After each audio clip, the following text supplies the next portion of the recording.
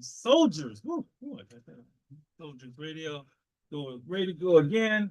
Another one. Always something good for you. Always something good for you. Good advice. Good example. Good information. Good instruction. All to keep your life and free. It is that simple. It is that simple. And thank everyone for their. I just heard a lot about last week's show dedicated to Letitia Bobo. Got a lot of compliments on that show. A lot of thank yous. One person said that was so thoughtful to do, and so thank you for listening. Thank you for calling in. More importantly, calling in to celebrate her life, and we're gonna keep her in our minds always right here on Street Soldiers. And actually, and the last two shows have really gotten a lot of love. The week before we had the Freedom Breeders, that got a lot of love. I saw some postings and people just reacting to that. So we're always trying to give you something good on the one and only Street Soldiers Radio. Let's see. Got to say hello to Lady E. She was here for a minute, but she's back home. I am back. I am back against the wall. Good evening. Good evening.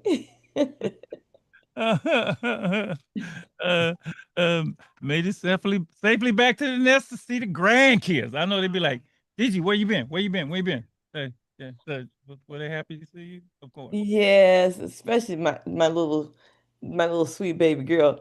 I missed you, Gigi. You know that little bitty voice. She's almost as tall as me.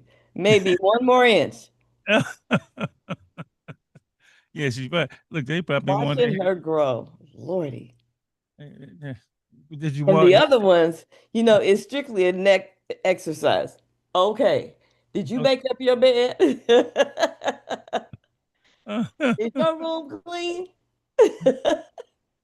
Did you walk into the necessity of braiding hair, or are they you got a little more Oh time? yeah. Oh, absolutely. Oh, absolutely. Greeted by the braids. Well, all right. Ann had a good weekend. She's well rested. She went to Tahoe. Spring break is good. Spring break is always good. Spring break is good no matter where you go. What you do. Yeah. Enjoy. It was beautiful. Yeah. And we made it home before the snowstorm. Yeah. Oh, that's good. Yeah. But we did get to see snow, so that was pretty special. that's real good. All right. Yeah. Good time. And the one and only Don Miguel from the Mo.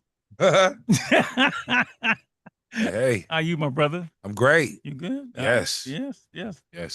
I was asking Phil Mo when he's gonna plan his next trip. He said, "I've been thinking about that." Yep. You know.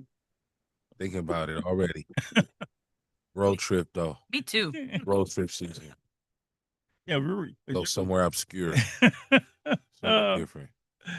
All right, The Soul is out tonight, so we got.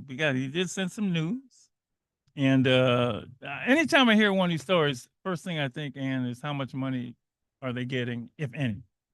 Brooklyn man acquitted after spending decades behind bars. All right, it's from BET News. Christopher Ellis spent more than 30 years in prison. Why do they always seem to be brothers? For a murder he did not commit. According to News 12, the Brooklyn man is suing Nassau County. I bet you he is. Go get Ben Crump. We'll get anybody. Look, you can get me. And several former police detectives accusing them of coercive tactics, a tainted identification, and suppressed evidence in a case that put him behind bars for 30 years. The lawsuit centers on the 1990 killing of Hofstra football assistant coach Joseph Healy outside of an Arby's. Ellis's lawyers said he was coerced into confessing after an 18-hour-long interrogation that left the then 20-year-old without food, sleep, or a phone call, according to federal civil rights and malicious prosecution the malicious prosecution lawsuit. Didn't that happen in the Central Park exonerated 5? Or was it 6 or 5? I can't remember. 5, right? And they showed them pressuring the young man, and he, so that can happen. Wow. Right? Court records all indicate that investigators failed to turn over evidence that could have helped his defense. He was sentenced to 31 1/3 years of life. Now at 56 years old, he is sharing his own story. All right, brother, I'm glad you are out. I'm glad you are out. I'm glad you're out, and sue them for everything you can get out of it. Isn't that something? Isn't that something? Terrible. There's one of Denzel Washington's best performances. And, you know, it's hard to rank Denzel Washington. Best performance was in the movie The Hurricane. about Hurricane, yeah. the story of Reuben Hurricane Carter, who was framed by the police and, had to rely on some folks similar to the Innocence Project and Wow. to get him out of jail. So, yes, that stuff does happen. All right. Black Maternal Week highlights urgent crisis facing Black mothers. This is as the nation marks Black Maternal Health Week, April 11th through 17th. Renewed attention is being paid to the alarming challenges Black women face during pregnancy, often rooted in medical bias, social inequities, and long-standing systemic barriers. Where have we heard this before? All right. Michelle William Hines, 35, is one of those Black mothers who had concerns during her pregnancy before delivering a healthy baby boy earlier this month at Kaiser Permanente. All right. And a bunch of statistics about high mortality rates, economic barriers, higher rates of complications. It says here that Black women are more likely to experience life-threatening conditions such as postpartum hemorrhage and blood clots. Woo.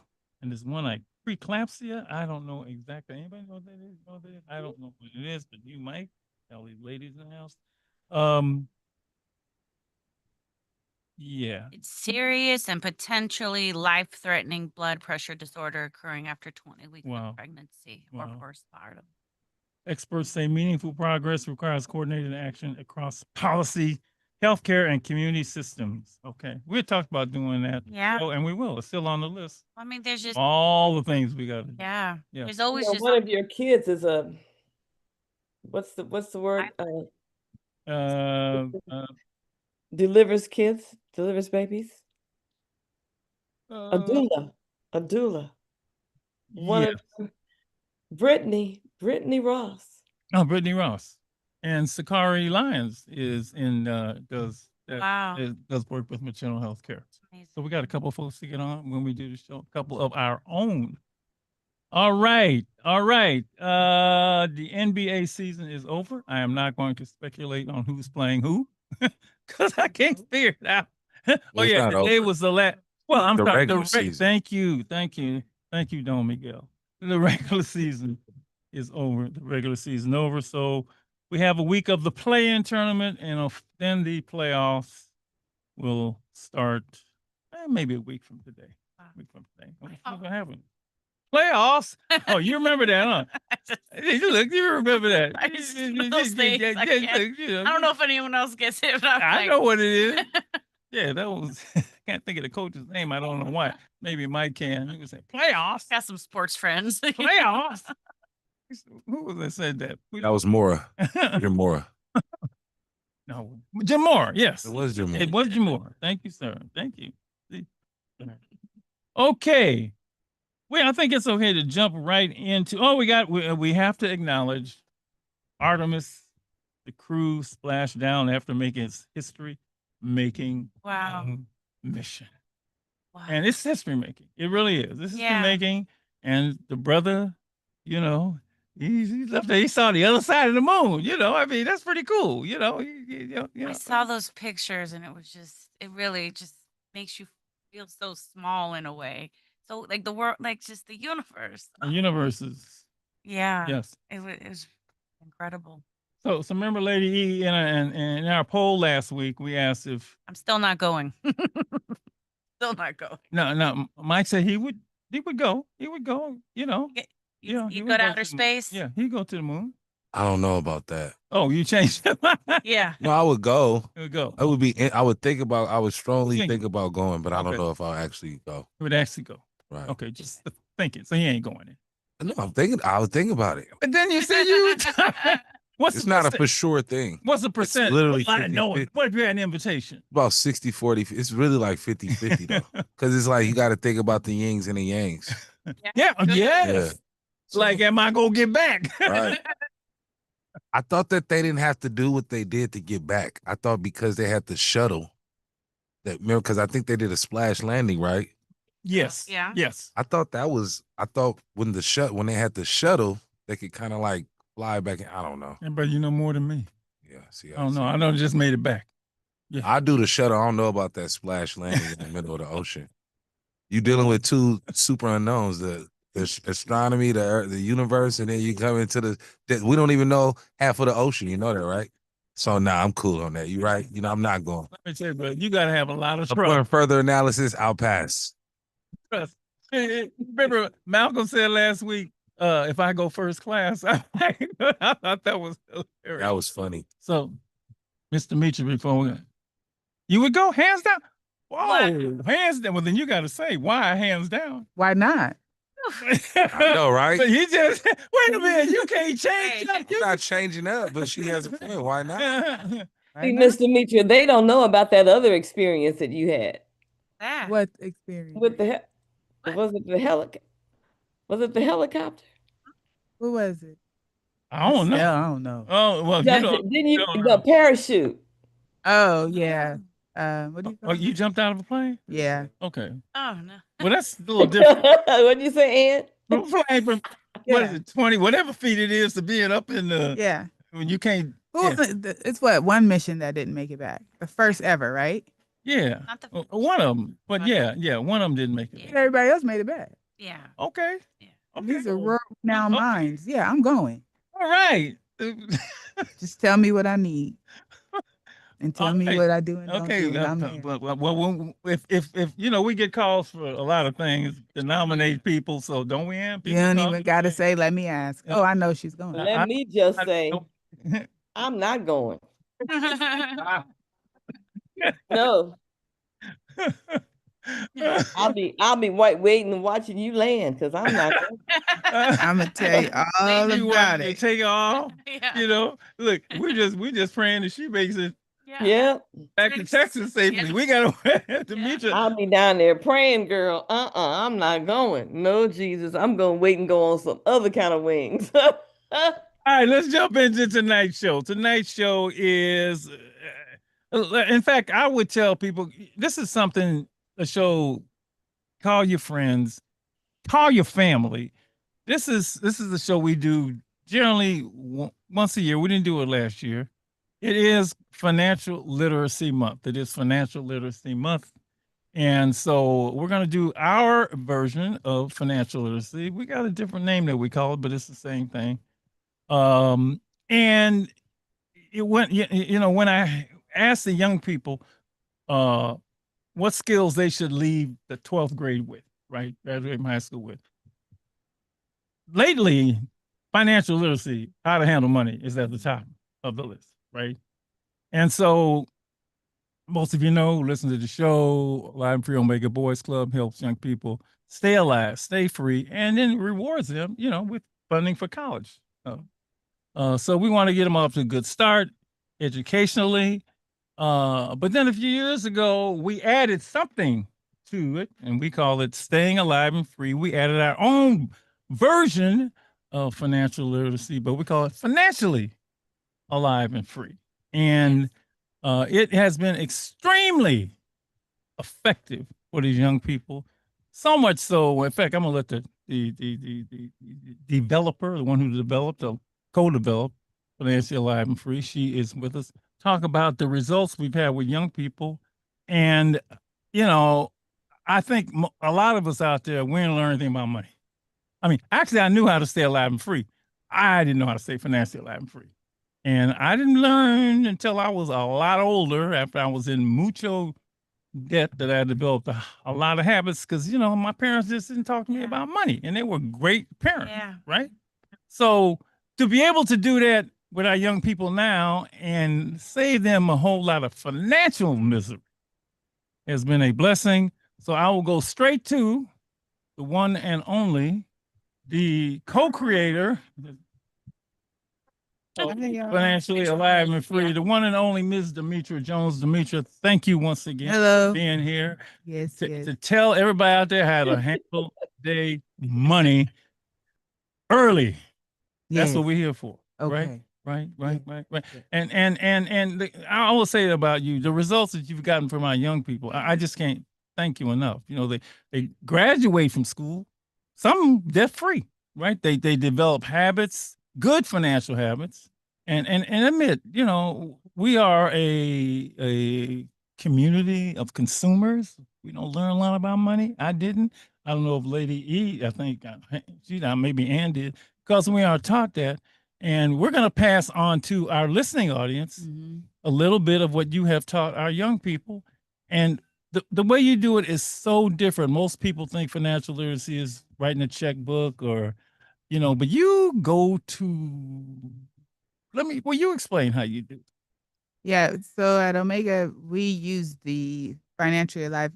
We use the methodology, violence as a disease, but we apply it to our money. Yeah. So we use the same methodology, and it has been translated to all things money. Mhm. So it's not so much of writing checks or like the difference between your credit card and debit card and Or even all investments. things. Yeah, You we go don't. back to the Yeah, beginning. we get to the emotional and the psychological, the cycles of money, um, and we deal with that. Our philosophy is just that we can give you all of the tools, like all the different brokerage accounts, savings accounts, you know, credit card versus debit card, and all that good stuff. We can give you that, but if you can't keep the money to utilize that stuff, it becomes pretty pointless. Yeah. So yeah, we start with just the emotional part around it. The behaviors that Yeah. you picked up along the way around money, the thinking around money, the accountability or lack accountability around finances and how you see money. So yeah. I can certainly we can speak to our own personal experiences with money, and Mike, feel free to join in. And you know, I'm gonna give you the everybody the number is 877-955-1061, 877-955-1061. And I really want you to listen very closely as to how we approach this, because I think the approach from the beginning sets you up for I don't know how to stay financially alive and free, or not to have any, can we put it this way, any financial anger, fear, and pain, right? If you get how we do this, and we start at a place, or she starts at a place that's very, very different. Again, I talked about me. I learned nothing about money. You know, I just learned how to spend money. I certainly didn't know how to save money, but it was like I had this shiny new toy, you know, and like, what can I get? You know, what can I get? And there was just, and again, I never had a conversation with anybody. Yeah. And certainly not school. And even my great mother and father, my brothers and sisters, you know, we got, I got my, so when I got a paycheck, or, you know, my first little check when I was 13 years old, what I done wouldn't spend it. Yeah. Later on, when I got to college, I did not get a credit card. I will say that, but the little money I got is, I guess the shiny bauble became the big thing with me, whatever it is. I don't care, TV card, whatever, things. And then, after I, got married and had a family, then those habits followed me. And, I was living paycheck to paycheck. And, I just, I had this big old, whatever it was at the time. And I just felt like, it's not cool living paycheck to paycheck. It really isn't. It really isn't. And you worry, especially if you got kids. Yeah. Yeah, I mean, that's just me. So I didn't know anything about credit score or this or this. I just never developed. But the main thing that I just never even didn't understand the value of money. And that's what you try early on to get to the young people. As you think it, so you act. Oh, that was good. I just made that up. As you think it, so you act.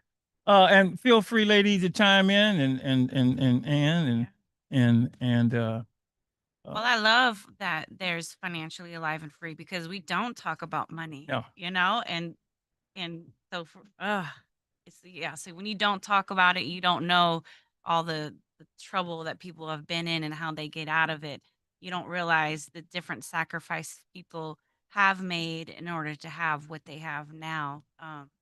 Yeah, and then yeah, I've learned from Mr. Mitra. Oh, man. Yeah, no, it's great. It's how I got my car. you Yeah, yeah, know, yeah. It was because of the class. Yeah. to turn you completely around. Yeah. But and by the way, 8779551061. If you want to call and tell us who did you learn about money from, or did you Yeah. learn anything about money? Yeah. I know you didn't learn in school, but you get advice from your family, your friends, and then again, what advice did you get? A lot of us get advice, girl, if you want this, get it. Dude, if you want this, get it. If you want this, you want it, you want it, you want it, you want it. You start with tell me if I'm right, a wonderful thing when you have the young people, I think, go talk to their parents. Yeah. So we start with they have to track their money. Track. That's the first assignment. Yeah, that's the first assignment. Mm-hmm. Track their spending now. Track your spending we meet every 2 weeks, like alternating. So track your spending until the next class. And during that time, they have to journal about that experience. If something, whatever comes up,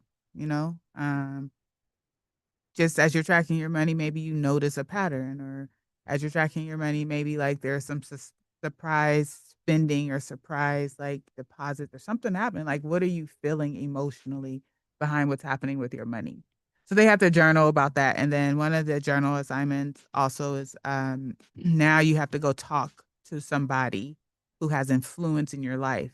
So it doesn't have to be like your parents, but whoever they are, they have to have some type of influence in your life.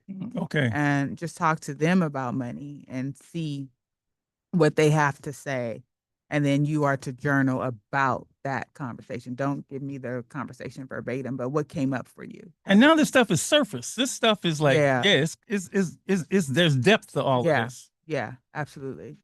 Do they talk in the beginning about just when you ask them about money? I mean, what kind of responses do you get? Girl, I can buy this.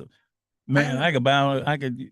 Well, a lot for the tracking spending one, a lot comes up of like they don't even realize how much they spend. Mm-hmm. Even like as they're tracking and they're realizing what they're spending, I just try not to spend because I don't want to write it down. It bothers me. They don't even like writing it down. Yeah. Therefore, they won't. Oh, I see. Well, not in the sense of I don't want to write it down because I'm being lazy, but it's just the emotional part of like, wait, I got to write down what I like. Yeah, right. And you got to sit with that. Okay, I just spent $3 on this Snicker bar at the gas station. Like, well, okay, hold on, and you got to sit with that. So, taking something that you do and writing it down and really forcing yourself to kind of see what that's like. There's emotional ties to that. And so that comes up. And then as far as the journaling part, like when they speak into that person of influence, you often hear just like, oh, it's interesting that I find myself doing that too. Whatever it is that came up. So they, at the beginning of the course, they're starting to kind of realize some cycles, some subconscious cycles that they've learned either subconsciously or even consciously, right? So it's always it starts off pretty powerful, and then they continue to just move through it. So the whole class gets really deep. Like the idea is that you are not going to be surface. Like you can't be surface in this. Not with money. Yeah. You can't. That's what we're trying to. Yeah. You can't be surface with this. And so it gets down to some stuff. So we move through things, and then are there any painful moments? Yeah. Oh yeah. Yeah. The pain, I mean, because we do a pretty good job with like saying like, hey, none of this is good or bad. It's just what happened. Right. And so at the opening of class, we look at the germs, right? Because that's how all of this starts, right? You're exposed to a behavior, right? And say what those germs are. bad financial advice, Yeah. bad financial information, Hmm. bad financial example, bad financial instruction, right? So you're exposed to these different things, and who the exposure comes from can be pretty devastating sometimes. Mm. So it's pretty important that we're like, no, this is not a bad or good person. Like, take that label off. This is just how it happened. And a good example that we use is was we do Antoine Walker's Antoine story. Walker. Every Mhm. time you do that story, and I Yeah. hear, well, how much money did he blow or Like, lose? Or I would Was say, it 110 million? 108 million or something like that. Mm-hmm. $108 million, Mm-hmm. and he's broke, Yeah. right? So we get into just kind of like that, and not harping on that he's broke, but like what led to that? You know, Yeah. what were the behaviors? What were the emotional strings? What was this? And then we talk about germs, and it's very easy to recognize some germs, right? Oh, my mom's an overspender, or oh, da, da. But it's also those insidious ones, the ones that you don't get, right? And you are a germ to somebody, and somebody's a germ to you, right? And it could Yeah. be something simple as Yeah. like, oh wow, Ms. Demetri, that black jacket looks good. I'm about to go find me. It's just that simple, right? And then it becomes like, well, how do you know you're not taking accountability? Like, this is just how it happened. Like, this is just what it is. And like, let it be what it is, and let's move through it. So we try to do a really good job with like, it's not bad or good. This is just how it happened. It's just how it happened. You're very, very, what I want to say, it makes a lot of sense. Not bad or good. It's just what happened to It's you. just what happened. And so I'm not I'm not even judging you. Right. We're just going back and look how what's your relationship with money, Mm. right? Oh, mine was so Oh, bad. And some of the Oh. moves you made, I it's think okay. We're not judging you. I know, but I'm And looking like if somebody just and had a that's what just, we do. yeah, go ahead, We- Lee. The judgment, we remove the judgment. And so I appreciate Ann saying there's no judgment. As soon as you said that was so bad, I was so bad. See, there's no space for that. We make sure that there isn't any space for the judgment. I mean, Mr. Meacher does a great job. Like, it's not about being bad, it's not about being good, it's about being aware Mm. of what's being done, what's happening. This is what's happening. And the more the awareness comes, there is more power in the ability to do something different because it's visible now. No, I'm when I get quiet like that, I'm thinking, oh my God. Right. So yeah, no judgment. Yeah. Yeah. I had to switch up my coffee habits, right? That iced coffee, like it wasn't even the espresso and all of that, but it started to get, it used to be $3 and then it became $7. And I was like, that's a tank of gas. And then I discovered my little iced coffee in the bottle from the store. And I'm like, saving a bajillion dollars. And it wasn't like I needed that coffee, but it felt good. But it was so nice to be able to make it at home and still have it, but not spend that $7, right? To Mhm. get 20 cups out of it. So just the little changes and paying attention to what the dollars are and not putting the feeling good having that Mhm, coffee mhm. because you went to whatever coffee store. It doesn't matter. They're all $7 now. Mhm. Well, and again, Yeah. I have to use myself. Yeah. I could spend. I never thought of saving. Yeah. I'm serious, man. But Oh, yeah, I mean, like, emotional save. We don't save for what? What Yeah. save for? As long as I'm breaking even. Yeah. But when you get kids, right? Yeah. So when the rainy day came, oh, it rained all over me.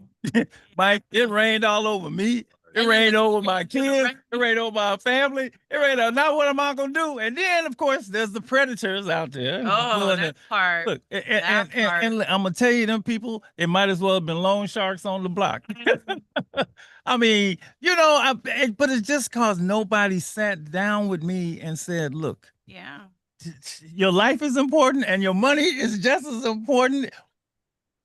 So you can live the life that you want. Yeah. And we hear this phrase all the time about creating generational wealth. Well, you don't have a chance to do that. Mm.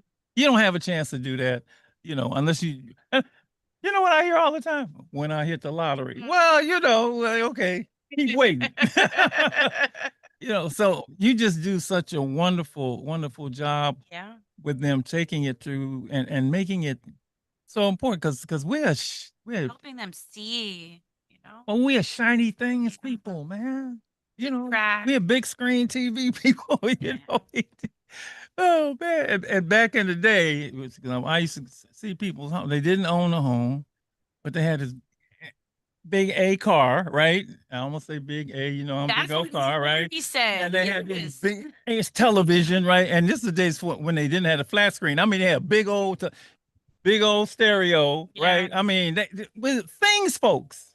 And man, I mean, now, by the way, people, if you've had an experience similar to me or Dr. Marshall, you tripping, okay? That's my experience. Give us a call, 877-955-1061.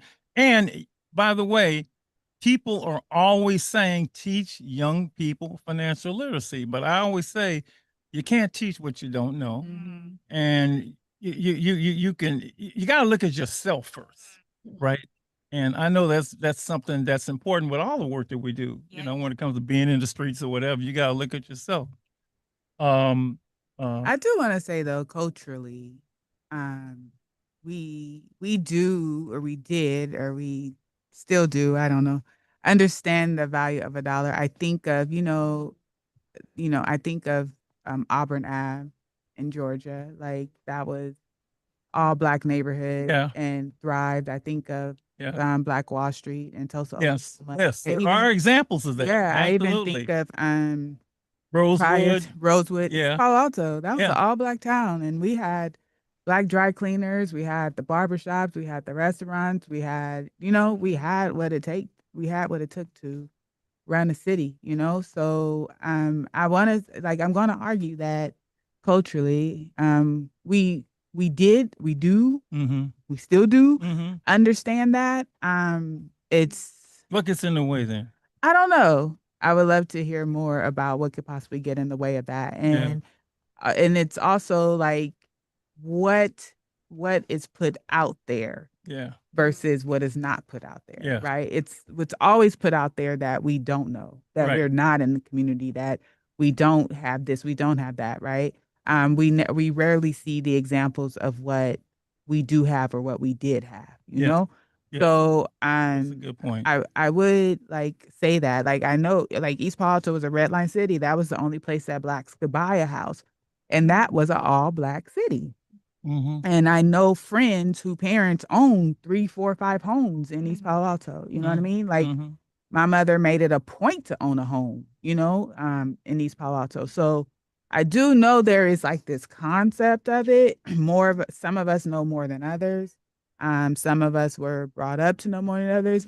And even just the art of working together financially, I know our ancestors understood that and understood it pretty well. Just unfortunately, history and historical, things were Black Wall Street, that was a massacre and no repercussions, destroyed everything financially, You make a good point about what we're doing, we don't know. And I'll bet you maybe 10% of our audience listening. I mean, I'm not inside socially honest, but you stumble upon Black Wall Street. You stumble upon those places where we've had success. Yeah. Yeah. And it's like anything else, you don't know. Right. So what you do know is, the neighborhood you live in and the friends you're talking to and so on and so forth, and how they talking about stuff. And so not only that, we teach Black history, we Yeah. talk about we look at our history as the stock market, right? And we know before we came to the US, we ran kingdoms, right? So it's in us. It's in us.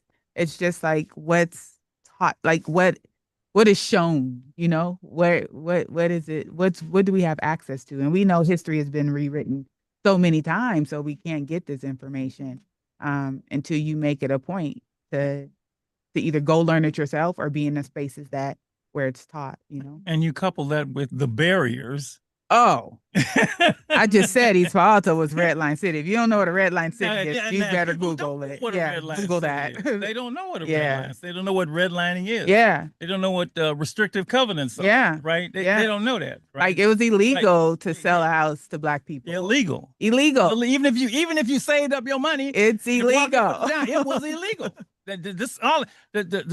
The book The Color of Law was a great book. Yeah. And so the lack of knowledge, purposefully, I would say, because Mhm. they figured you'd have to stumble on that with the legal barriers just to financial success. And then we're not even God, let's not talk about the wealth disparity created by all of these things. And think about too, Dr. Marshall, we talk about this in class, the Reconstruction era, Yeah. right? Blacks thrived. Yeah. That's why Jim Crow Thrive. came. That's why Jim Crow came. Yeah, Yeah. we thrived. Yeah. And that's why they had to invent Jim Crow. And that's the background that we teach our young people about financially alive. Exactly. That's the background. We first of all, we tell them the whole story. The whole story. The whole story. And credit cards, right? Oh. Credit cards, that is not a new concept. Like that's sharecropping. That's enslavement. Like it's not a new concept. It's just something that developed. It evolved into. So how did you develop? I know you and Don did it, and did it grow out of your own Absolutely. experience Mhm. with money? Mhm. It grew out of like our own, well, from the methodology first, right? Yeah. And then, yeah, for sure, it grew out of my own experience, and then also historical experiences, and then Don, Mr. Don, he's a former board member of Omega, and people would argue, let's just put out there, he's a white man, right? So people would argue, that he is a white man and he doesn't face the barriers. No, he doesn't. He doesn't. And He he'll doesn't. say that. Right? But I'm gonna also say like he's a white man. Yeah. And while we got that brain who's willing to dump it, like we take full advantage of that. And so yeah, that is the piece that he brings to the table. And when I say willing to dump it, when it was like when I'm going to him for looking, financial guidance, I'm like, I don't get it. And he'd throw something back at me that I had no idea what it meant. And I'm like, you got to break this down. But like, that was his life. He knew like, this is, right. So he got taught. Yeah. And lives it. And it's just second nature to him, So it was like, oh, okay. So yeah, that's kind of how the class continued to evolve. Did you look at your life in light of this information he was throwing out there? Every day? Not every day, but like my financial life is completely filtered through this. I can give you an example, a living example right now, right? Like I'm an entrepreneur now. And so I'm talking about your past life. Absolutely. Before you learn this. Absolutely. Yeah. Like I had to. My past life prior to I was like, I need to what am I doing? Like what are these cycles that I'm in? Like what are these behaviors? Where are they coming from? What is so that is kind of where it started. Like Don, like I'm driving my own self crazy with my own stuff. Can you walk me out of my craziness? Yeah. And that's literally how the class started. And till this day, like my car, I'm like, I got to get rid of it. And I'm not going to the lot. So anybody selling a car, let me know. Cause but that's literally what this motto has done for me. Like it is like transformed all of that, Lady E, you have any thoughts about your growing up and your relationship with money and What relationship with money? There was none.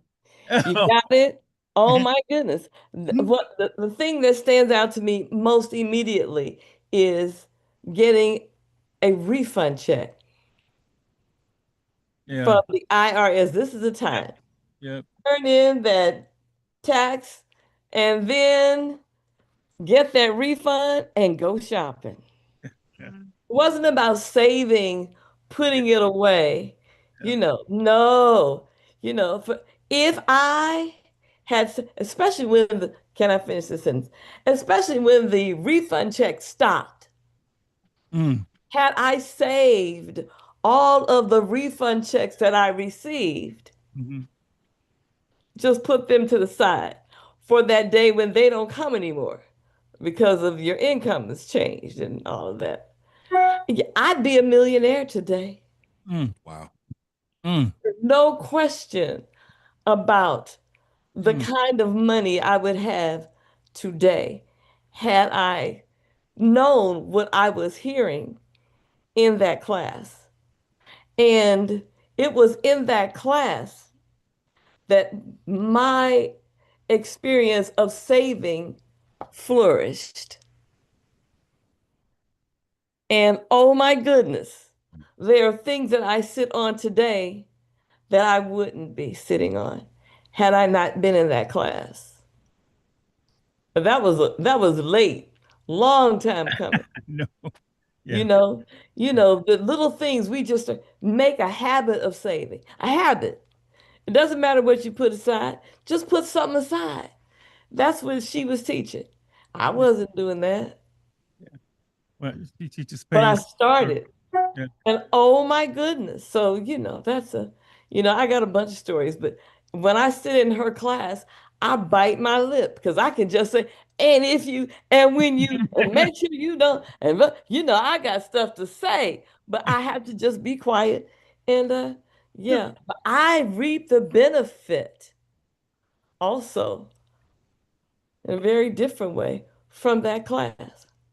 And it's never too late to Mm-mm. get it right. Mm-mm. That's the thing. It's like being on the block. This is man, I'm gonna be somebody. I'm gonna come up, blah, blah, I'm gonna do this, I'm gonna do that. It ain't never too late. Well, if you in the joint for 50, 40 years, but it ain't never too late then, right? No, Never because too late to get it's your a mind to gentleman get it right. who Yep. came up with an amazing, Yep. I don't know what you would call it, but just the way he works the stock market. Mhm. And he did it all from prison. Yeah. Amazing. It's never too late to get it right. Yeah. Because you always gonna Get it. need It's never too late to get it. never too late to get it. But the right, that's another thing. That's a whole nother level. But to Yeah. get it, hey, that can Yeah. happen too. It's amazing. When our relationship therapist was in here, Dr. Sabrina Robinson, and a major reason that relationships fail is money. Mm. Is money. Because if you get two people that don't know about money, then you got double trouble, right? This is if you got two people who are insecure, you got double trouble. Anything else. But money is always up there, and counselors will tell you we got to talk about, among other things, we got to talk about how you guys think about money. If you got one that's a saver, one is not, one's a spender, one's a not, because now you're a team. At least on paper, you're supposed to be a team. So it's important, especially if you have a family, because a lot of arguments, serious arguments, come up around money. What did you learn? I'm curious because I want to ask a specific question about one of the things they talk about in the class. About money? Yeah, growing up. Anything? Just a lot of lessons, really. Before I started working for Sunrun, if you need solar, you can tap in. Need a battery. Zero cost to install, maintain. Anyway, though, I got you. You can tap in at Film Mike. But nah, before I got into that, I was trying to be a life insurance agent. And so what he was telling me, he was a Filipino dude. He was straight up. He was like, your community, you have a big opportunity because they're not as enlightened. They don't know about life insurance. And he basically said, just think when people pass away, not knowingly, unexpectedly, certain people, certain cultures, they had life insurance to kind of like help the situation out when that person, mother or father, wasn't there. They had life insurance. And so he was just telling me so many examples of how, people that don't have life insurance, you need to have life insurance if you don't, for those rainy days or hard times, and just to build capital and to build wealth. It's just another way. My boy was like, man, if I would have known about this, I didn't spend so much money on this. I would have been doing this every month. Putting about, $200 away towards, whatever life insurance plan, term life, whatever the heck it was. So, it's basically like the way he explained it to me. you save money for a certain amount of time, and then instead of it just being only that money, it kind of like compounds for you. So if you want to pull away to buy a house or to put your Mhm. kids in college, Mhm. you have those funds there. And then if something does happen, knock on wood, that money isn't just in vain. You have some money for the life insurance fund. And Yeah. so it could pay for funerals and stuff like that. So it's very that's just my little wealth tip. Well, you got some advice. Got some advice. You yeah. got some advice from somebody who was a money guy, Yeah. the money person. Yes. She does this wonderful lesson. It might be my favorite lesson, Mr. Mitra, where you do this lesson called wants versus need. Mm-hmm. That is my favorite one. I mean, there's a lot of my band. The one with credit cards is an eye opener, and you show all these people. I use the word marks a lot because a lot of people know you just a mark. They just sharks trying to get you. But the wants versus needs, I just love when you had a conversation with them. Is that a want or is it a need? And I actually think about that when do I need this? Or is this just a want, right? Mhm. And then I decide, well, so how did you come up with that? Because that is so cool. So wants versus needs is one of the risk factors. Yeah. That that's part of the model. And it became something that we realized was pretty important to make it a class of its own. Because what really is a want and versus what really is a need. And then you tie that into how we function as a society today. There is probably almost $1 trillion industry now that's gonna tell you what you want versus what you need. What you need. Right. Tell you need this. Right. And so, and not only that, your pockets respond to your emotion. Mm. So if you are like Let me write that down. feeling some type of way, your respond pockets to are your emotions. your pockets are going to reflect that. And so identifying like exactly like what that is becomes very important. So yeah, we do a whole class and we open up with the class like, okay, well, what is a want versus what is a need? And we start like, is food a want or a need? Oh, that's a need and you need it. Okay. But what about your hair? Like, is that a want or a need? And they gotta process that. What about deodorant? Is that a want or a need? And they gotta go through that. So we just try to like help them see like what we as a society possibly classify as needs versus like what other societies may classify as needs or versus wants. And so and then we just tie it all the way back. But then like we we make it like a full circle thing because we go through the history of credit cards and all that. And then we take the class on, okay, well, let's talk about our wants versus needs. And then we talk about like how our wants versus needs can be dictated to us from this $1 trillion industry called marketing, which feeds you in every kind of way. And social media is one of those instruments. Yep. And then we go back to you see how that can affect your life with a credit card. So if we try to like make all the dots connect when walking them through that and why it's so powerful. And this is before Amazon and all these other things. Look, first they tell you need this. I mean, they literally tell you need this. Yeah. This is, and you're right, it's emotion. This will make me somebody. This will give me status, prestige. Yeah. This will, oh, what's up, soul? Happy anniversary. It'll make, it will make you feel like this is, and so I gotta have this.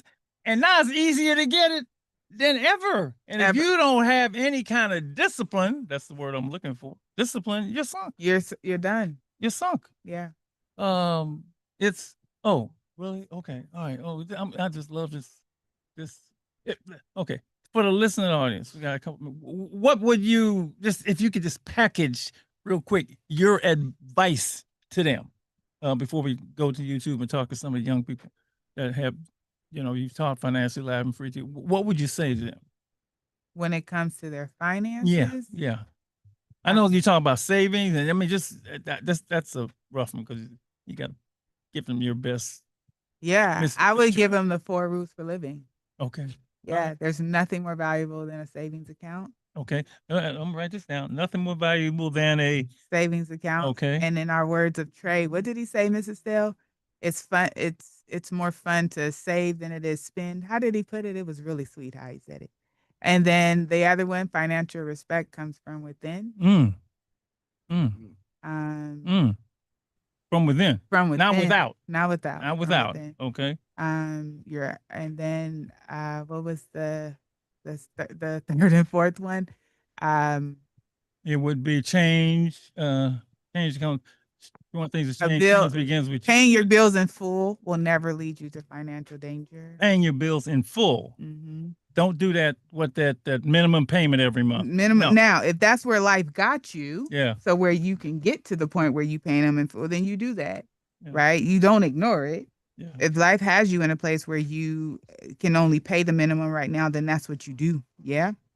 And then the last one is financial change begins with you. Yes. You have to decide, like, I gotta get this right.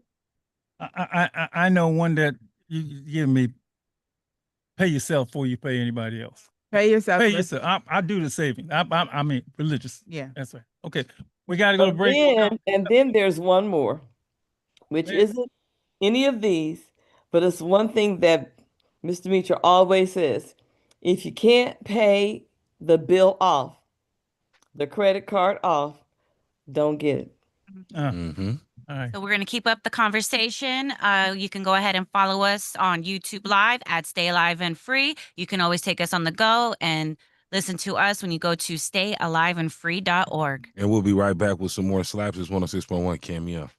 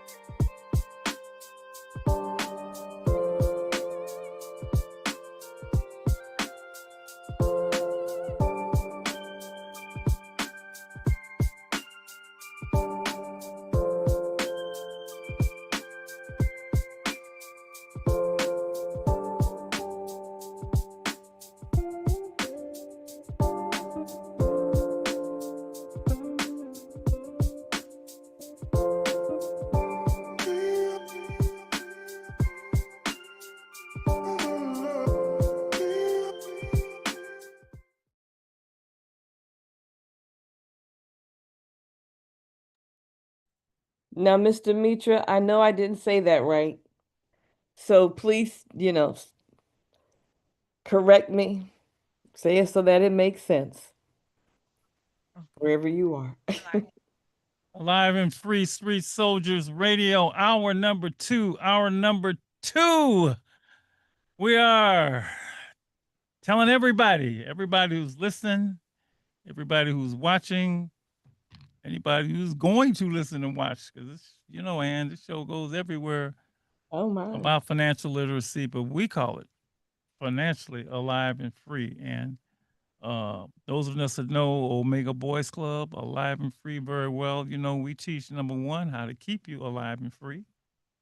And then a few years ago, we gave you the second gift. If you're going to be alive and if you're going to be free for a long time, you better learn how to handle your money and your finances. And I think the next best gift we can give our young people is how to handle that money. How to handle that money. You don't learn that, you're gonna have a lot of financial anger, fear, and pain to keep it in the model that we've used in the past. And so we are joined by a few of the Omegas. I hope we get some more in here who have taken the class in the past. And we hope they will talk about the impact, what they learned in the class, the impact that has had on our lives. And if they need a refresher, because you always say this is an ongoing battle. It's like, staying alive and free is an ongoing battle. Staying financially alive and free is an ongoing quest. Yes. We use that, especially if, you get to be like Dr. Marshall. Here come a rainy day. Oh, now I can handle it. Back in the day, I've been like, ooh, I'll tell you my story. I did something really, I guess you would call it dumb, but I felt it was necessary back in the day. But we'll get to that later. So we are joined by, who do I see? Wave your hand in the air like you care, because I know you care. All right, we got Samra Wheat. Raise your hand, Samra Wheat, so everybody know who you are. You can say hello. All right, thank you. We have Ariana Grace. You can say you can. All right. We have Jada Tivo. We have the nurse, Stephanie Duru. We have Patrice Walsh. Hello. We have Messiah Edwards. And they're all from various locations. Some are back east, some are in all kind of places. But they're all beautiful first of all, too. you want to say hi to all of them. Isn't it good to see your teacher, Mr. Mitra, the financial.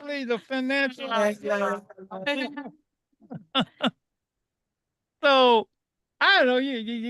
How do you want to begin, Mr. Mitra? You want me to just go for it. So first of all, how's everybody doing? Everybody doing all right? Everybody doing all right? You're alive and free, so I know that. All right, I got that part right. It's cool. I ain't heard no horror stories. Now I don't know how you're doing financially alive and free, so you're gonna have to tell us. But nobody's called and asked me for money, so well, that's a good time. I hope those days are over. Well, but so how's everything going? If I was going to ask, let's just start with his first question would be, what did you learn in Mr. Mitra's class, and how has it benefited you? Let's start there, right? We'll start there. So, Simon, I see you first. So you get to come on first. And you got to unmute. How you doing, honey? I'm doing good. How are you all? How are you guys? Good to see you. And you're down in, you still in LA? No, I'm in SF, but I go to Vallejo. I'm doing my grad school over in Vallejo. And if I'm correct, you're still you're studying to be a pharmacist, right? Is that right? Yeah, I'm going to. Okay, so she did that. All right. So we got the alive and free and educated piece. She's gonna make money. So what do you remember about the class? What'd you learn, and the impact that the class had on you? So for me, the class had a huge impact.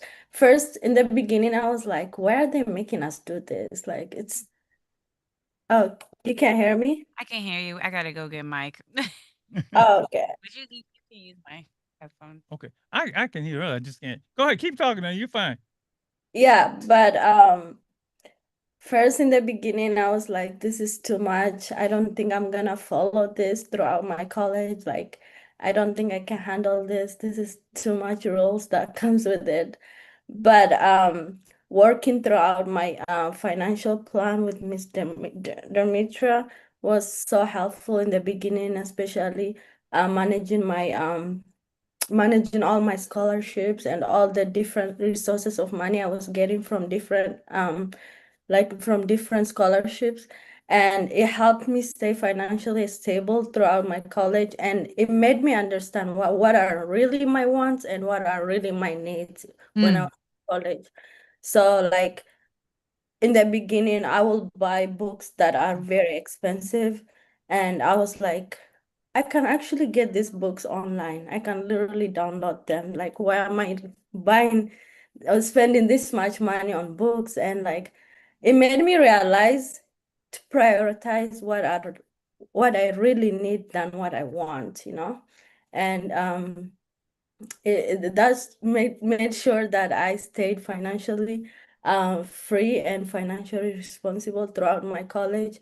And I came out from like undergrad with debt free. I didn't have any debts. And still right now in graduate school, it's helping me stay on top of like my loans and like how I'm planning to pay. I'm trying to pay the interest right now so that I don't have to struggle when I get out of college. So yeah. Thank you. Thank you. Beautiful. Now, it's funny because when did you take the class? Now you've been out. You've been maybe what 6 years? When did you? How many years? It's been a few years since you took it.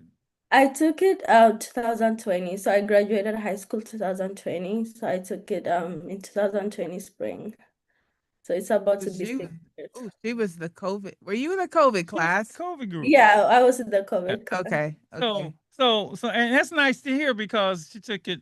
Some people just took it yesterday, right? Some people took it, and we believe this will benefit you for life. So, thank you, Summer. Thank you. Someone who has taken it more recently is Ariana. Ariana is glowing. What are you doing back there, Ariana? You must be living financially alive and free. Hi, Ari. What do you remember about the class, and what did you? What? How does it benefit? How did it benefit you? I distinctly remember, and like what always comes to mind is just like the whole element of not getting a credit card too early, and being protective about your credit score, and how it can really impact like your financial freedom in the future. And then something that's really been sticking with me currently is like just like save, and just like start that habit for the future. Like I was looking back at my notes and you said it's not about how much you save, but like just the intention in doing it. So those are like big elements that really helped me. That's it. And you took it what? You've been in college 3 years now, right? No, 2 years. 2 years. 2 years. But she took it her junior year. Junior year. Yes. Yeah. So it's been a while since you've taken Yeah. financially alive and free. Thank you. Jada, I know it's been a minute for you since you've taken it. I was about to say, you guys are making me feel old. Like, I took it in, I think 2015, 2016. So for me, I remember sitting in your class thinking like, yeah, I already know the save part because my grandma, she instilled that in me pretty young.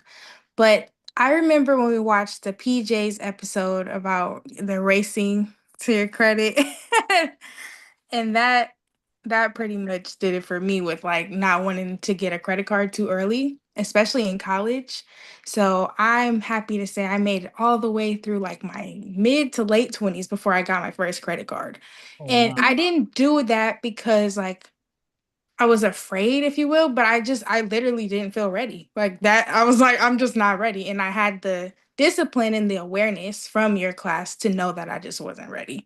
So I think also something that I remember is just the wants and the needs. Something I ask myself still to this day is like, can I buy this twice? Because if I can't buy this twice, I can't afford it. I'm not like, I just can't afford it. And then also writing my finances down. That has been the biggest thing for me because if I don't write it down, it's not real. I can't see it. And anything that you can't see is just, to me, it's not real. Like how do you implement your plan that you supposedly have if you haven't written it down? And I remember that being like a big thing. Write it down, write it down. Even if it feels good or bad, still write it down. Lovely. You got over it. Look at you. Look, she just grinning. She's like a Lovely. Cheshire cat. The teacher. All right, Patrice, you really the most recent one because you had it last year. By the way, The MVP. yeah, By the way, Patrice, please, come on, we gotta MVP, blow you up. Tree Okay. Ball. Okay. Let me just tell it now. She plays basketball. All right, at City College. Yes. She's the MVP of the team. Yeah. She's the MVP. So we're gonna give you MVP this year. We're gonna see her in the Final Four. Yeah. Wait, you trying to tell me she hooping? Yeah. Who hard? There's a serious hooper, right? What's up, young lady? Hi. All right.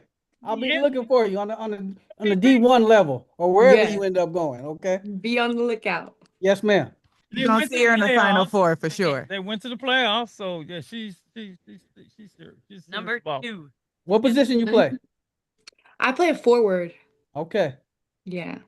She Get led the them team. rebounds. That's right. Yeah, the Valkyries is looking for her. Okay. Know her. Okay. Now that we know you can hoop. How about the money thing? What did you learn from in her class and had an impact on you? Okay, so for me, the biggest thing was saving because before I took Miss Demetria's Financially Alive and Free class, I was terrible at saving. And I thought it was because, oh, I'm a high schooler, like I don't make that much money, I don't have that much money to save. But Miss Demetria taught us that saving is a habit. So it doesn't matter how much money you save, you just have to get into that habit of saving. You could save as little as $5, $10, and eventually, if you keep that habit up, that 5 will grow into 10, 20, 100. So I learned that saving is a habit. And another thing that I learned that I want to touch on is a specific symptom, which is only paying your bills in minimum, like only paying half for your bills when you know like you can pay them in full. When I first learned about this, like it didn't really apply to me because I didn't have bills in high school.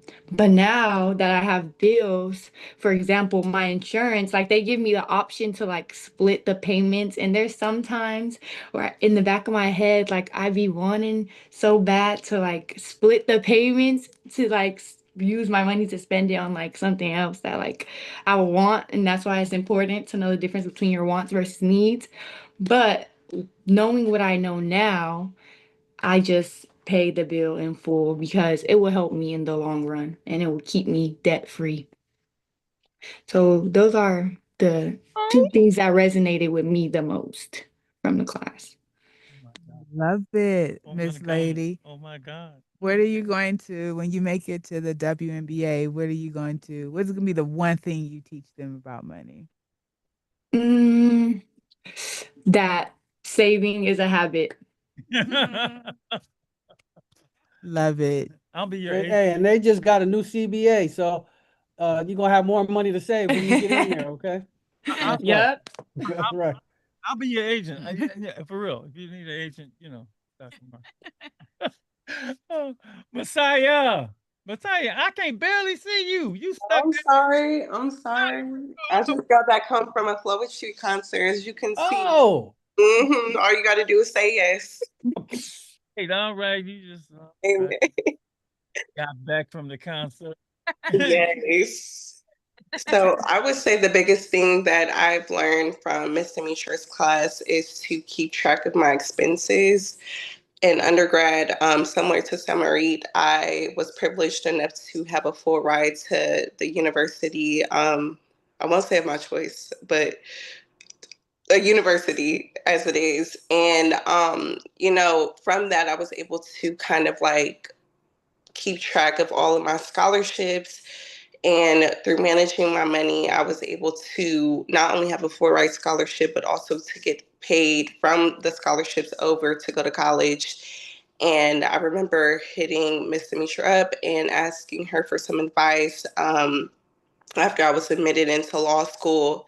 And, her advice was very helpful, just like kind of reiterating that I need to basically keep track of my expenses, and because I have to pay this money back when it comes to loans and things of that nature. Like at the end of the day, I need to kind of live within my means, and not kind of compare myself to the Joneses in a sense of like spending money that I don't have. Like, them 3 years, they are surely coming to an end. I graduate next year, so I'm just like, everything that she said was true. I'm so grateful for her.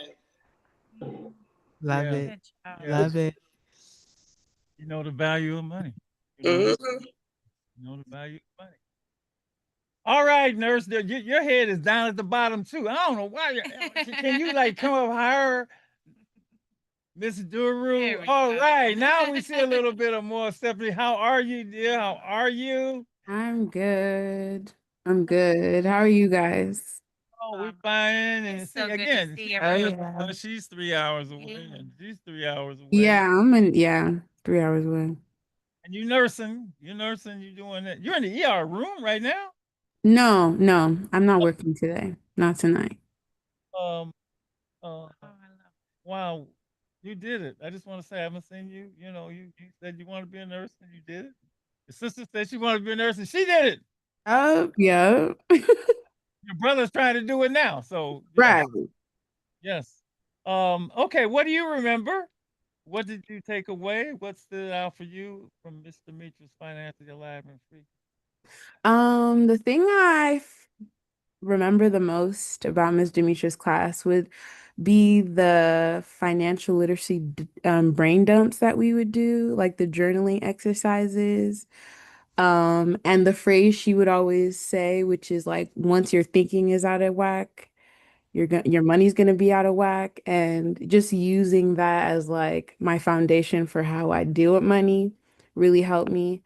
Um, and then just like looking at it from a different perspective once I learned how to write and like see how I feel about money, that really also helped me identify, the struggles I have and what I want to change. So I really appreciated those exercises and the phrases that we like repeatedly had being repeated to us. Yes, and you handling your money business, right? Yes. All right. Thank you. Thank you. Justice joining us down down the road to San Jose State. Smart You man. did it last year. 10. Good. The brothers are paying attention too. Okay. My bad for my voice, but I would say probably the wants and needs when we went over it. Just like going over living with Costa and Gerald, we're like when we go grocery shopping, we're thinking like we wanted to get like the snacks, all that stuff. But now I'm like thinking about it, we're like leaning more towards like the cooking, like getting like the prep stuff, like meal prepping. So I feel like that really helped us financially, like just not like getting like the more junk food side or like getting like the stuff that we see like for ours that we might see like think it's like, oh, it's good in the moment, but it doesn't really get us like full or like it doesn't really help us. So like I would say just wants and needs, just also just buying stuff that I see like, oh, I want to get this like clothes, but I don't really need it. I got enough clothes, I feel like, but just like the wants and needs, that's really stick with me. And Costa, I can see barely your nose. Okay. I don't know if I can get you up higher too. There you go. There you go. All right. Same thing to you. What do you remember 1 year ago? You were in the class. What do you remember? What resonated? Got to unmute. Yeah, what's up, guys? So I think the main thing that really stuck out to me, like I feel like, is like you got to get your mind right before you get your like financial things right. So once you get your mind right, that's when everything's gonna connect. So I feel like all those other things that everybody talked about right now connects with just getting your mindset right when it comes to that. I think also another thing is the minimum balance one and all those videos and those things she showed us about credit cards and debt and stuff like that. Those things, like, yes, I had an idea, but not to the specific point of like the specific things she pointed out and stuff like that. So those were, I feel like, were really important. And of course, you know, wants and needs. That one's like the very, like the debates we had in class, all that type of stuff. Those were like, it really stuck with me, and it's pretty important, especially in like exactly what Justice was saying. When you're at grocery shopping, stuff like that, you're gonna want to ask yourself, is this a want, or is this anything like, do we really need this? Like, it's kind of a snack. Is it really food? Like, that's what we ask ourselves, kind of thing. So yeah. Thank you. Thank you. Thank you. You know, and I'm referencing maybe my generation or the people I know, or people didn't have your class. I always felt, just in talking to people, there was a fear of money. Like, it can't be, you know, it's like, can I manage this? Can I handle this? You know, can I get hold of it? And what you do is you make it not a fearful thing. Yeah. You make it just something to be dealt with. Yes. Right? There's nothing to be afraid of if you do it right. Mm. It really isn't, you know, and then there's when you get it, there's just you know, you just calm. Mhm. You know, yeah. I mean, they ain't been through this. But see, when the bill collectors Oh, yeah. call, or the bill collector send you them letters, and you be like, I'm just gonna throw them in the trash. Don't do that.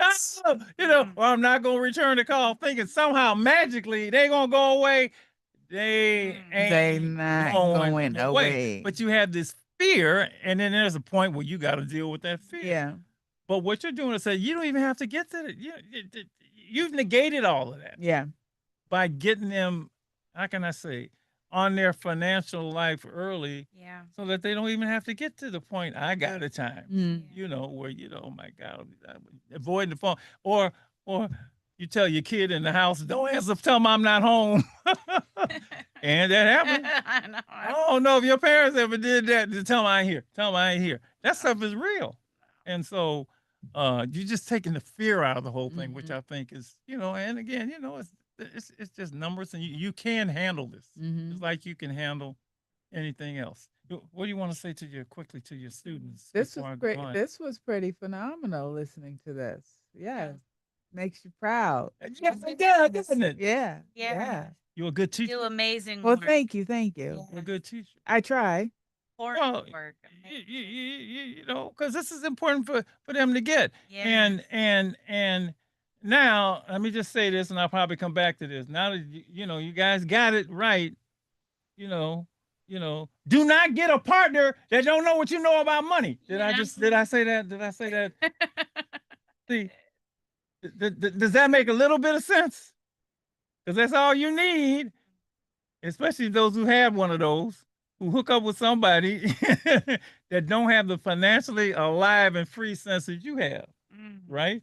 So I'm just telling you that, you know, I'm with you the whole time, you know, and I'll be like, so whenever you introduce me to whoever you're going to introduce me to, I'm gonna talk about his character. I'm asking, man, how you handling money, man? I'm gonna ask him that. How much do you DoorDash? Well, I just want to know, you know, Yeah. because a lot of relationships break up over money, but I Yeah. just wanted you to know, y'all stay single right now for a minute, but just keep that in mind. I guess the wants versus needs things always blew my mind. I just thought that was just the greatest. I still say the greatest lesson, because you never think about, do I need this? Yeah. I just want this. Yeah. And I needed coffee, but I had to figure out how was I gonna not spend $7 every day. Well, and this society makes you think you need everything. Yeah. I mean, everything. There's nothing you don't need. I mean, and you really need it. Yeah. Like, No, it's true. my self-esteem is tied to this. I'm gonna die if I don't get this. If I don't have this purse, if I don't have these shoes, if I don't have this, I'm gonna be. They are experts, and you do that very well. It's showing you really ain't nothing unless you got these things. Oh, Has that been a battle for you with these or can you see through them, or do they still grab you? Or I'm curious about that, because this is a never-ending thing. Right, you know, They and find new you ways, know it's easy to get anything now. It just ain't the credit card, just Yeah. just click, right? Boom, boom, boom. Or do it in 4 payments. How's your just in general? How's your battle against, you know, advertising, right? I'm curious. Anybody got a comment on that? Or you no comment? Good? Yes? No? Hey, Good? Doc, they I working just hard. They working overtime to take your money. I know that. Oh, Yeah. yeah. They want your money and don't care. Oh, Don't. no, they don't. But Jada, since you're the dean of the group and you've been out for so long, how do you? Because they coming at you all the time. Can you like? How you doing with that? Yeah, I just to answer that, I kind of want to go back a little bit of how you said like finding a financially free partner and stuff, because I have a 5-year-old son, and so finances look completely different to me than when I was by myself, right? And even now, as I've come out of we say hurt people, but you can hurt people financially too, right? So even as I'm coming out of that and like reorganizing my finances, I'm seeing so many advertisements more than I've ever seen before. And it's like, They know geez, you. do you guys know what I'm going through right now? Like, what is happening here? I feel like it's a trick, and to just fall back on what I know about Omega coachisms and what I've been taught, I've just been writing everything down. That's been keeping me from not falling into advertisement traps or the debt relief consolidation plans and all of that, because it's just a way for you to just get even deeper, so it's just writing it down, figuring out where I'm at, making a plan, because even if it's not going to get me out right now, it'll get me out in the future.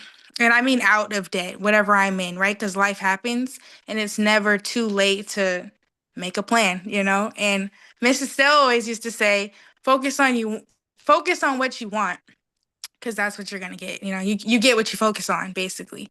So that's what I'm at. That's where I'm at with the advertisements. I'm not focused on anything else. Like, I just know that they're not for me because I'm so in my own plan of what I wrote down for what I need to do.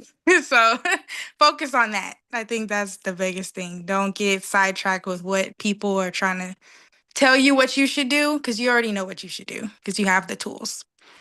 And they know your It's like they know. Don't they know I don't need to see this. And they come at you with so many different ways. And you know they got and Ms. Demetria, these people are diabolical. The algorithms can figure out what you bought yesterday. Yeah. And then they come up with when I first time I saw recommended for you, I said, how the hell they know? How the hell I know they know what I like? But so y'all, I mean, it was worse than ever. I mean, it's like, man, they be now, Jada, when you got a family, it's even more important, right? Yeah.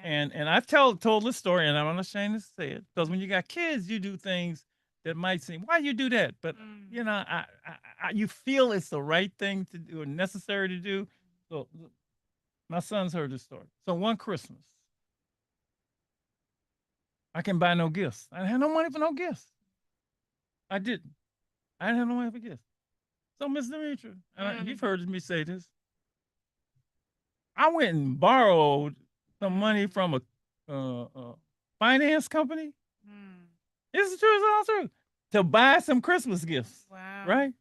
I really didn't look at the interest rate, or I felt that, well, I can do this. I ended up paying, I ain't gonna tell you how much I borrowed. It was enough to get the gifts. But I think I ended up paying double. Wow. Double! Oh. Double what I borrowed. Yeah. Now, they had a nice Christmas, but I had some Yeah, fun. as your son, I want to say thank you for thinking of me. I'm sorry, it didn't work out for you. You had to end up paying double, but I do appreciate the thought. Thank you so much. Financial misery I went through. Yeah. But I shouldn't have been in that position had I had all, my thinking correct, I would have, I could have, but those are decisions you make that you'd be like, if I had these habits down early, Yeah. Yeah. So my Atari cost you like $600, huh? you was, yeah, basically. But you were happy on Christmas. Yeah. Yes, okay. I think about the children, right? My child, and how she gets a home styled haircut. So I save money in that way, and it's okay. Sometimes the bangs are even and sometimes they're not, but it's gonna be okay. Hopefully she's not traumatized. She look good though. I was like, micro bangs are in. She look good. She look good. I don't know what the beauty shop costs, but a barber is ridiculous now. I mean, All of but it. All of it. you get your homeboy to give you some fresh stuff. Okay. You I'll pick say one. I'll say one thing. Having a kid too, or just children in general, they'll make you get creative with your finances. Like, Mom, I want to do something fun. Well, that might look like going to the park, and we pack our own lunch, we pack our own snacks, and we go explore. Like that's the day. Like we're not going to Bounce Bounce. My son loves Bounce Bounce. It's like a trampoline park. Like that's a privilege, right? Like that costs money. We can't just go whenever you get ready or whenever you want to. So it's like not only teaching your child that, but you living it too. Because when they see you just start splurging, they're like, wait, I thought that was a privilege. Why are you buying that? Why, they're looking at you too. The kids want everything. Yeah. I mean, hey, they shiny bauble. They want everything. I mean, But And when you're a parent, you get good at saying no, don't you? You be like, no, no, no. But you're right. You have to say no to yourself also. Yes. That's right. I think too, it also comes to what you understand as an adult and as a parent, right? Like as you all are speaking about just especially like Christmas and even birthdays and as a such, like it's wants versus needs is real. Yeah. And I mean, I remember talking to a friend's birthday and it's the child's birthday. And heck, the child wasn't even doing well in school. Well, it's the birthday. And I'm like, but like when you as an adult, and as the parent are struggling with like what that looks like in your life, you subconsciously and consciously pass that on to your kids, right? I mean, I love my birthday. I love people's birthdays, but like I don't run around buying birthday gifts and Christmas gifts. I don't. I get my nieces and I'm like, come on, y'all, like pick one thing where you want to go. What do you want to do? Right? Like they don't even come to Auntie Demetra like, what did I get for Christmas? Right. But on the flip side, on my birthday and on Christmas, I'm not looking for a gift. Like I literally like there's really there's nothing that I need. Nothing. I love shopping in my closet today. Right. So I think when you as the adult start to understand what that looks like in your life, you can help your children start to understand what it should look like in their lives, right? Yes. Like, I mean, there's probably one person on the planet I know that celebrates their birthday harder than me, but like, I get it. I'm not taking that away, but it all should be given perspective, right? Like, you should never, ever try to go into debt to purchase a gift And that's for what- anything. Yeah. That's what you did. Yeah, never. It's just not there's nowhere you can convince me that it's that serious. Yeah. Don't make people make you feel bad about it. Yeah, I don't feel bad about it at all. And if you get the gift and don't get a card, you better keep right. Like I there's nothing that can make me, and not to say I never done it. Of course, that's how I know. Yeah. Right, but to go in debt behind purchasing, and that's for a son, a mother. I had to sit my own mother down and have that conversation with her. Like, Mom, like I'm not about to lose my mind around Mother's Day and your birthday. Like I cannot do this to myself anymore. Thank you. So I'm sorry. So here's this book. I signed it. I wrote a beautiful message to you. Happy Mother's Day. Yes. Thank you for that. Thank you for sharing. Yeah, so I think it's very important. And all of you who do not have kids and all of you who are still students, like it starts, this is where it starts. Because one day you may become a parent. One day you may become an aunt. One day you're going to have influence in some child's life. And you have to be able to say, this is who I am. This is what I do. And I think like even wants versus needs turns into this. Who are you? Yeah. Who are you? Yeah. Right? Because that is what's going to, when you have to go up against this $1 trillion marketing industry, like you got to know who you are. You got to know. In other words, they'll tell you. And that affects your pockets. Period. Oh, Miss Demetra. We use this phrase a lot, generational wealth, and I think all of us, yeah, I want generational wealth. But it does start with the savings. It really does start with the savings because you can't invest if you ain't got no money. I mean, you got to have savings first. How is that going for each of you? I mean, just the notion of savings. I'm curious, is it still there? Is it, and I know I was a student at one time, right? And not even Yeah. my little check, but I could have had I known had these things, you know, you know, and so I didn't take that into my family thing. I didn't take it into my marriage. So when rainy days came, well, then I had to hit the credit card, hit the company again because I didn't have the savings piece. Because rainy days are gonna come. Yeah, and let me tell you the importance of saving. And again, I'm not an expert. I never ever take on that title. But what I do know for sure, and I think this is one of the rules that we live by, like a savings account will save your life. Literally. And like without a savings, right? Or without understanding the habit of saving, you put your nervous system in a place where you're going to fight or flight. And that is a place you do not want to be with money. You're back up against the wall. Yeah. Life is not if life is going to happen. Life will happen. Yeah. And it doesn't matter how much money that you have in your account. I know stories of people who were wealthy and they woke up the next day and just bam, right? Like it's not about that. It's about like you just being prepared for that, right? And so when you get your back up against the wall financially, and you have to have mouths to feed and you have a family to feed, there's no one on this call right now that can tell me what they won't do. There's no one on this call, and that includes me. I don't know what I would do, right? And you wouldn't either. Yes, we have our character, we have morals, we have a compass, but when your back, Jada is a mom and her back is against the wall and she cannot feed her son. Like you can't tell me you don't know what you're going to do. She's gonna call me because I don't want right. nothing. So a savings account, not it will save your life. And it's not, I tell them all the time, you, Samarit, you are working to be a pharmacist. Messiah's a lawyer.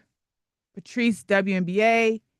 Jada, you are in your career. Ariana, Costa, all of you all are moving towards your careers and making money. And I don't care where you get in your career. If you are not in the habit of saving $50,000 a month, you're not going to save. You're not. And so the habit of it. So even if you are, Ms. Mitra, I'm a student and I only get such and such a month, take $2 out of that. Ms. Mitra, I'm in this place and I'm struggling financially and I'm this and that. Okay, position yourself, right? It's even to the point we're working out our bills and we're figuring out, I got to put this to the side. I have this amount of money to pay these bills. I have to put this to the side because I really don't know what's coming up next week. That's the art of saving, right? That's the art of saving. So a savings account, not only do I teach that, I have lived it. Yeah. I have lived it. It literally saved our lives. And it's just the habit. The habit. Start with $1. Start with $2. Start with whatever you have. And in fact, who was it last month? Was it Costa? Was it Patrice? Was it y'all class that we had the whole savings plan? Yes. Yeah, and I have to send something out to y'all. Oh, yeah, like we're supposed to have a certain amount of money saved. Yeah, we'll see how we're doing come July? It was like $4. Oh yeah. Oh Yeah, yeah. like each week it grew. And no credit cards, right? And Yep. no Still no credit cards. credit cards. So what does that look like? No credit cards. Well, what do you mean? Like credit? I need to build my credit. I gotta you absolutely. But what do we say? What did I say to you all in class? Right? If your mind isn't right, and you get your hands on a credit card It doesn't matter what you're trying to do. Your credit will be ruined. And building credit is way easier than repairing credit. It is. It is. Building credit is Yeah. going to be way easier than repairing credit. Yeah. So if your mind isn't right, what does that mean if your mind isn't right? What do the commandments of financial violence? What are those? Why are those the biggest symptoms? What do the commandments of financial violence deal with? What do they deal with? You're thinking. You're thinking. You're thinking. What you think is what you will do. So if your thinking is not right and you get a credit card in your hand, you have ruined your credit before you even started to build your credit. I say you don't touch them until your thinking is free of the disease of financial violence. You don't touch it. And when you get your thinking in order, okay, my thinking's in order. I got my career going. Let me see what credit card works for me. Not what the card, no, what credit card works for me. You be selective. The company should feel privileged that you are selecting them, not the other way around. So, Mr. Richard, see, you can hear this stuff and still like fall victim to the credit. Absolutely. So I went and got this American Express Gold card. Yeah. Right. So I got this gold card. It's a standard. I can do anything. I can go into the airport. But look. It's fancy. Hey, I never used the card. Then I got this thing. There's a $250 fee just for having a card. Oh, I didn't even use the damn card. Look, I cut that sucker up. Right? Costing you money. Card. What am I doing with this card? You know, I mean, they have all these things, and it was just cause you know, you can be gold. You know, I mean, it's the best credit card in the world. It's just a card. Yeah. It's just a card with a fee. And I was like, man, I call her later. Well, won't you? No, I don't want this thing. Take it back. Look, I was quick. They have all these things. That's why you say you have to be on guard. Yeah. You have to be on guard your entire life. I went from having W-2s to 1099s. That shift alone, like, I'm like, whoa, like, woke me up. Oh, okay. Like, here I go again. Like, let me dive back into this model, right? Like, and if you don't know, W-2, that's consistent money. I'm salary. I'm getting money every day. A 1099 taxes are coming out of that. coming out of that. 1099 is nope. Hopefully I will get this money next month, or hope like it's a different type of living. It's a different type of thinking, right? And so transitioning from that to that, I had to go back and sit back down and become a student again. Like, oh, I didn't flip the script and look what I done got myself into, right? So like it's a lifetime thing. It's a lifetime. Maybe you go from W-2 1099, now it's retirement. Hold on, you got to shift the thinking again, right? So all of this stuff, like I said, it is literally a lifetime, and it's a lifestyle, and it's just a way of thinking. It's just a way of thinking. And we just simply want you to remain alive and free. Well, they say debt, you got to keep some debt. No, you don't. No, you don't. They say that because how do credit cards make their money? Debt. Somebody being in debt. They make their money off of debt. Yeah. They make their money off the debt. Yeah. So, of course, that's what they're going to push, that you have to have some form of debt to your credit, right? When you're financially alive and free, the least amount of your worries is a credit score. What did you think about when she first introduced that Antoine Walker story? He made $108 million and he's broke. What did you think when you first heard that? Costing anybody, just like, because she introduces that early and you go, what? Dude got $100 million and did you think he's just hella stupid? I mean, I did. I mean, but I didn't think, when I think he was stupid, I was like, how could you do that? But I felt in some way when these guys had these great careers, and they got all these chances. Now they do just. But what can somebody comment on that? What did you think when you heard that story the first time? I guess I better call on somebody. Oh yeah, I thought that was crazy because he built towards his whole career just to blow it all so fast. It took him longer to build his career than it did for him to spend the money he made with the career that he worked towards. So that was very crazy. Yeah, yeah, yeah. Anybody else? Your thoughts about that? I love that. Yes, Ari. Also, if I remember, it's just about like being careful about how much money you're giving out. Like are you giving your money out like carelessly? Like, are you loaning out your money? Like, are you now like the banker and when you know you can't even do that? So like, it also like kind of taught me that. Mm. Yeah, because these are real life examples you can learn from. I mean, and I think that's the problem. What would you do if you don't you ask him that question, Mr. Mitchell? What would you do if you had 100 and I remember I seemed like I thought at one point you asked them Yeah, what they that's would do. that's the first day of class before Yeah. we open up with the article. We just say if you're given, what if you wake up one morning with $65 million in your account? Ooh. Right? Like, what are you gonna do? It's yours. It's for sure yours. What are you gonna do? You asking me now? I ain't gonna lose it all. I know that. I know that too. Wow. Yeah. Yeah.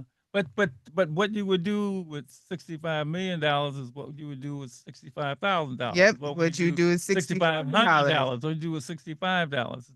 The numbers are changed, but the thinking doesn't. Nope. Right. So yeah. I'm obviously we're proud of you because you're alive and free, and more proud of you that you're financially alive and free because, you know, not having to worry. It's like, you know, we try to create people that you don't have to worry about, and then we don't have to worry. You can do the same thing with money. You can do the same thing with money, and that's why it's like I don't want somebody to jeopardize your life and freedom. I don't want nobody to jeopardize your financial life and freedom. And that is just as important. I don't know. Anything, Lady E, you want to say anything to any of your I don't know, these wonderful Omega graduates? They're just I know you're glad to see them all. You probably want to Oh, say absolutely. And to hear everything that they've said, that's been wonderful. To hear the thinking and the remembering, because it's critical. It doesn't go away. It doesn't change. It doesn't matter after you graduate, after you have children. Once you get old enough to retire, you still need to remember to put some money to the side. Remember to save. Remember to think about handling and managing your money. And then when it comes to those things that you can just think that you can do because it looks like everything's good, you still got to think. And you got to listen. Listen. When you're young and going through this process, there's a term that we use, it's called background music. Listen to it. Guess what? The older you get, that music changes and it becomes guidance. It becomes wisdom. Pay attention to that. Listen for that and follow that. Yeah. So, congratulations on what you're doing. Keep it up. Keep it up. Everything that you've been given has been a blessing and it's good. It's a light. Let it lead your way. Let it guide you. and thank you so much to your teacher, Lady Estelle, obviously for alive and free, and Mr. Mitchell for financially alive and free, and both of them, you know, they live in their creed. Obviously, they're alive and free, but I talk about Mr. Mitchell especially a lot because Mr. Mitchell is a woman of the world. Okay, she can go wherever pretty much she wants. You know, she splits time between here and Tanzania. Y'all know that, right? You know, she's here half the year and she's in Tanzania, and she's not bound by any of these things. I mean, you know, but and not because well, because she manages all of that because of the lessons that she gives herself and then gives to you. And that's always pretty cool. And she just got And then did you hear her say so casually, I'm an entrepreneur now? Yes, she is. You know, yeah. Really ran that money. About making her life work, okay? And making her life work for her. My goodness. Yeah, she's amazing. I look to Thank the you. day when you get you some property, and once you get in those good habits, You mean some more property? start to build on each other. Now you building this, you building that, and you don't get property. Okay. Oh man, yeah, because you handle that money thing. So, Teach, you got any last words for your proteges? Yeah, no, we said a lot. Very proud of what all of you spoke about this evening. I'm my hope, my wish, is just that your finances, like you talk about being alive and free, those finances, well, that they literally set you free. It's a tool, and it's going to be probably the best tool in your toolbox outside of knowing your higher purpose. Yeah. But it is the best tool in that toolbox. So keep it wise, keep it polished, keep it shiny. Yeah, I gotta say it's very powerful. And I got to say one more thing. We love you guys. We love you. We are so proud of you. We are so excited for you to hear about what you're doing, what you've done, what's coming up for you.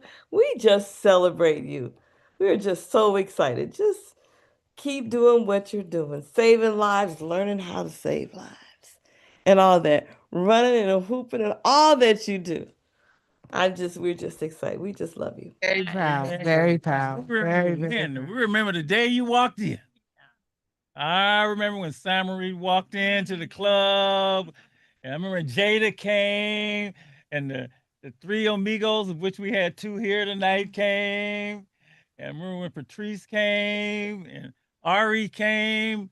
So for us and Stephanie, oh my gosh, Stephanie came and to see you. Stephanie got a credit card when she was in class.